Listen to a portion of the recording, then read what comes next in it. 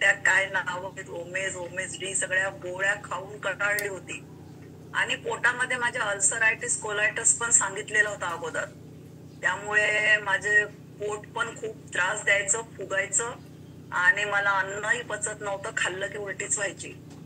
आणि मग योगा करून म्हटलं जरा बरं तरी होईल, कारण कंटाळल्यानंतर माणूस शेवटी काहीतरी कुठेतरी आसरा शोधतो, कारण त्याला भीती असते आणि ती भीती राहिली की माणूस मग काहीही करायला तयार होतो.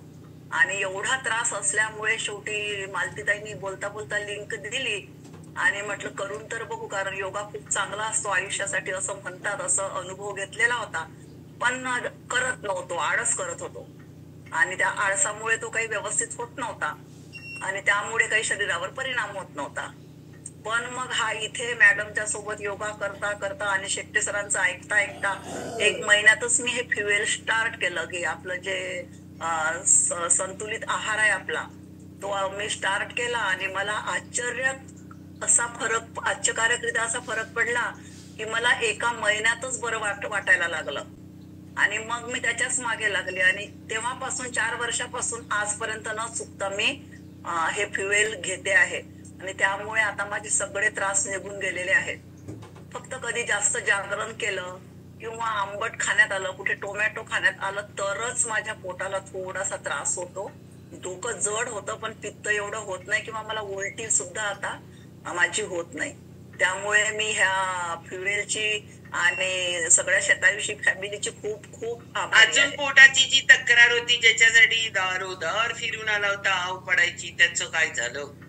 हा मला ती आव पडायची, आव म्हणजे चिकट शेम बोलतात, ती संडास व्हायची आणि त्यामुळेच मला तो अल्सरायटिस कोलायटिस किंवा काहीतरी जंतू असेल ना, कोणी अमॅबियासिस बोलायचं, कोणी काय बोलायचं, पण ते अजिबात जात नव्हतं. कारण थोडासा ऋतू बदलला, तुम्ही किती उकळून पाणी प्या. 2-3 वर्ष मी 4 वर्ष मुगाची डाळ आणि भाकरीच खात होती फक्त, 4-5 वर्ष अगदी न म्हणजे त्याच्यामध्ये हिरवी मिरची नाही की लाल तिखट नाही, काही नाही.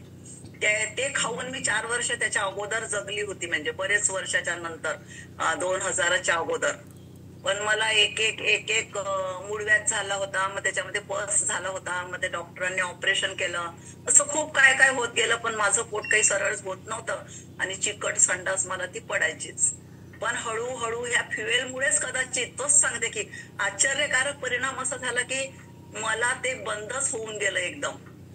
चिकट संडास पडणं बंदच होऊन गेली आणि शेट्टे सरांचं, प्रसाद डॉक्टर पाटलांचं, परत पद्मजा माटेंचं, आपल्या मॅडमचं 4 वर्षाच्या अगोदर पहिल्या वर्षाला ऐकता ऐकता त्यांनी जसं सांगितलं तसं मी सॅलड खा, असं कर तसं कर, हे सगळं घेत गेली आणि माझ्या पोटाला आराम पडला आणि आता मला त्याचा बिलकुलही त्रास होत नाही.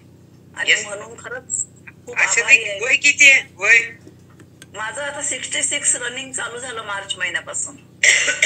ओके, एकदम भारी.